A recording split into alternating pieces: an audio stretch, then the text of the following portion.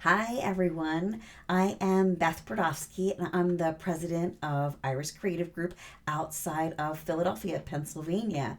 I am thrilled to be here, part of the Show Up Fundraising Challenge, and I am an expert in all things nonprofit branding and design and marketing.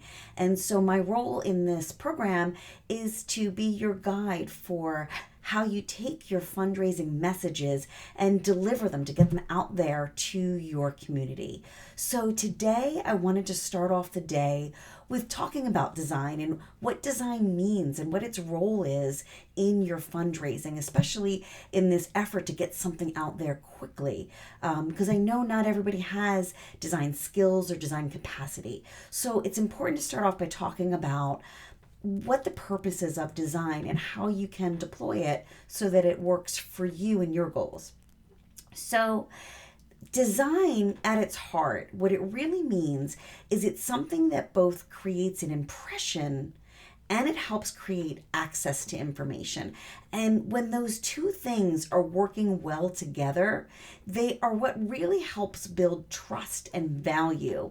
And it gives the recipient the ability to recall your message, absorb your message, and to begin to develop an emotional connection to what you're sending and to your organization as a whole.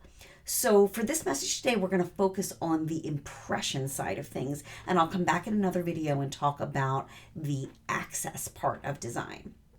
So, I think it's important to bring this up in the beginning because a lot of times organizations, when they think about design, they get really worried. They don't want to look too good. They're afraid that if they put out something that seems expensive or high quality, that people will think that they spent all their money on design and printing and all of that stuff and that they don't actually need their money.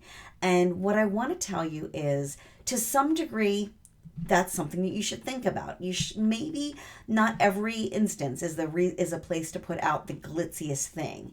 However, what I find is that that's not usually what happens. People don't actually err on the side of too much. They err on the side of too little.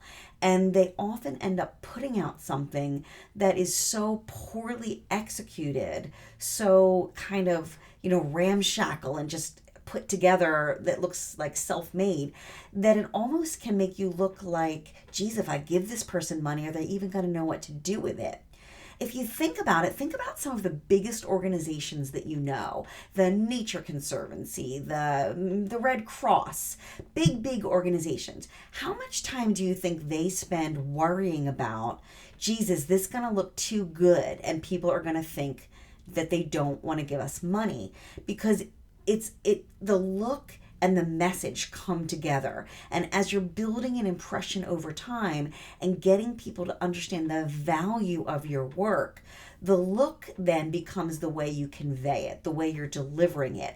And so the goal of it is to create an impression that builds recall, that gets people to remember you.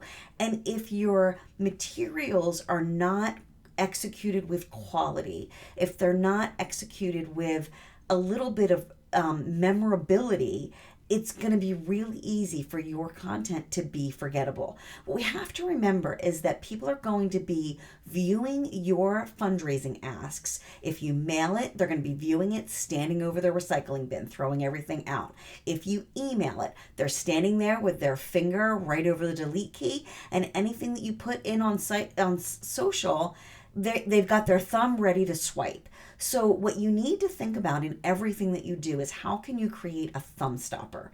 I love that term, the thumb stopper. What's going to slow people down and make them actually pay attention to your message to the point where they can actually read it and absorb it? And sometimes you need a little bit of something. You need a little bit of help to that. And it can be very simple. This doesn't necessarily mean go out and get a professional graphic designer and develop something fancy. Fancy isn't design. Decoration isn't design. The point of design is to get somebody to remember it and associate that look with you, and then begin to get them to take action. So it's little things like, if you're mailing something, are you putting it on a quality sheet of paper? Are your photos clean and crisp and well educated? Are Have you thought about things like, is your font big enough and readable? All those little things add up. Is your printing quality, or if you're printing it on your local, in your printer, I would say your printer that's your office printer at your desk, can that printer develop a quality that's going to make your photos look crisp and clean and good? Or is the photo that you're even putting on your paper a good photo? So this isn't high quality design. None of that necessarily requires a graphic designer, but those little tiny things add to the impression that you are a quality organization that's going to be a good steward of somebody's money. So once you get that sort of baseline thing handled, the next level is, what are you going to do to help them remember you, to remember you positively? Because if you are sending out a message by mail and then perhaps following it up with email and then maybe sending out some social posts, what's going to tie all of that together? Do you have a graphic look? Do you have a design style in your organization? If you don't, maybe it's worthwhile to put a little time into creating something for this campaign. Overall, you want to make sure that you're using your logo and that you're using your colors. One of the things people ask me all the time is, geez, does it have to be blue again? Does it have to be whatever your color is?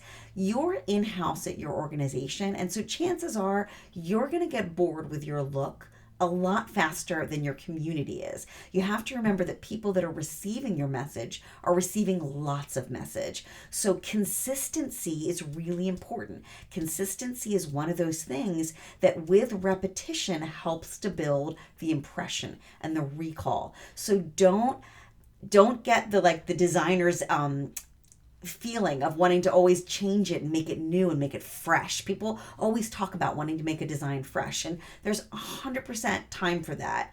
There are definitely places where having a fresh new design is valuable. But to be honest, if this is something that you're new at, or if your community isn't used to seeing things from you at all, or if you plan on sending out this concise set of messages over this 10-day period, consistency will be your friend. So that's what I have for you today. I want you to think about that visual hook, getting that familiarity in, because it's really at its heart. It's familiarity that builds that trust that will lead people to being comfortable to giving you their money. So that's your first step today, to think about what graphic elements you can use, think about the quality of the piece when it comes to design, and think about what visual hook you could potentially use to string all of your pieces together to build that impression. That's it for now, and we'll see you in the next video to talk about access.